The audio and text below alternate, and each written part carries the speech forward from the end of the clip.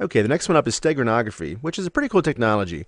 And steganography is the act or the process of hiding something inside of something else. So much like the Greeks in Greek mythology, where all the warriors climbed up inside of the belly of the wooden horse, and they drug that inside of behind enemy lines, and all of a sudden, when all the warriors, the enemy slept rather, they climbed out of the belly and massacred everybody. So that was part of the mythology. But that process of hiding inside of something else is where steganography kind of gets its roots from. So what we're doing here is we're electronically going to place one document or one article inside of something else. So in this case, I'm going to place a text document inside of an MP3 file.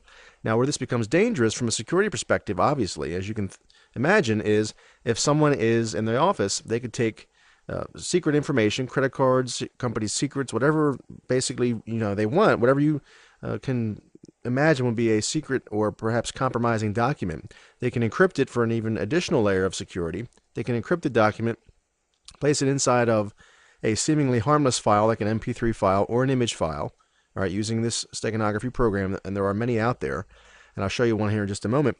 But then they can send that off. They can FTP, they can email it, or Dropbox, whatever it is they may use to get that out of the company's network, so to speak, and it can pass through most filters pretty much unencumbered. All right, so from a security perspective, we want to make sure we have policies in place to limit the use or ban the use of these types of programs inside the company, if possible.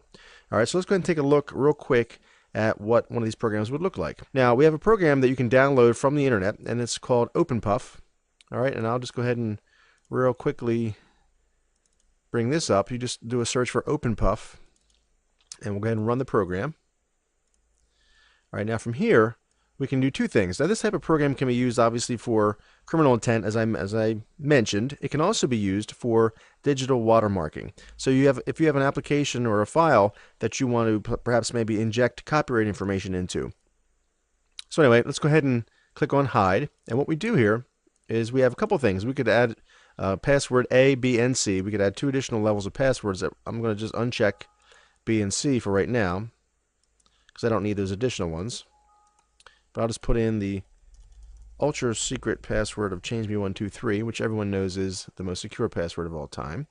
And then I need to actually look at what information do I want to inject. All right, so here's my credit card numbers.txt file, and I'll head open that real quick.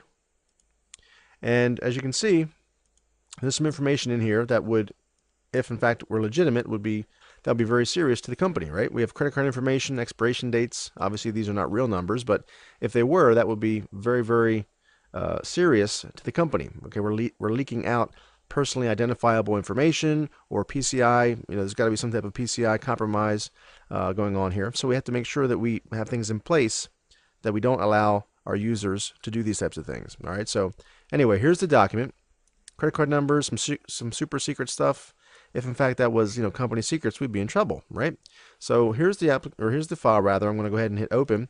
It adds it as the target, and then I'm going to choose a carrier. So I'm going to hit add, and I will go to my input files, and I'll just download a music file here from one called from bensound.com. Okay, it's a free royalty-free music. I just downloaded one, so I'll hit open, and now it's adding that MP3 file as my carrier.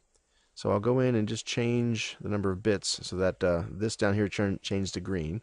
So that way I know it's big enough for me to basically stuff that document into. And then I'll hit hide data. And then where do I want it to go to? So again, OpenPuff, and we'll put it in our output files directory. And now it's going to go ahead and hide that data. Okay, so the carrier is processed, gives us a little bit of a report showing what was done. And now if I go back to that folder, you'll see I have, first off, my input file. Okay, here's the one that hasn't been touched. Open that up real quick. You can see that it plays.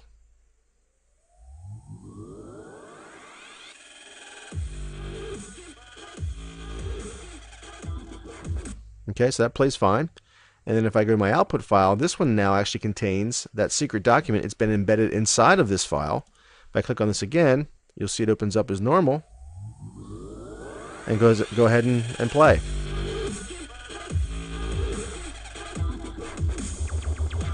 So potentially very dangerous from a security perspective. All right, we want to make sure that we limit the use of these types of files. Now, once that goes out, of course, that can be emailed, FTP'd, wherever, And that person would simply then take this exact same file, and instead of encoding, I'm just going to close this, they would go ahead and say unhide. And at that point, they would put in the same password, change me123, and they would look for unhide. Okay, they're going to find the carrier. So if I go to my output file, here's the one that I want to basically extract. Okay, there it is, and then I hit unhide. Oops. I forgot I had to uncheck these passwords here. Okay, so there we go. So now unhide. Where I wanted to unhide to, my destination folder. Okay, gives me back my log file. If I go back now to output, and now I see those credit card numbers. That was extracted out of this. And again, there's the same file that we looked at before. So potentially very dangerous. So let's go ahead and make sure that we as security professionals make sure we limit the use of steganography programs unless there's some legitimate reason to do so in our networks.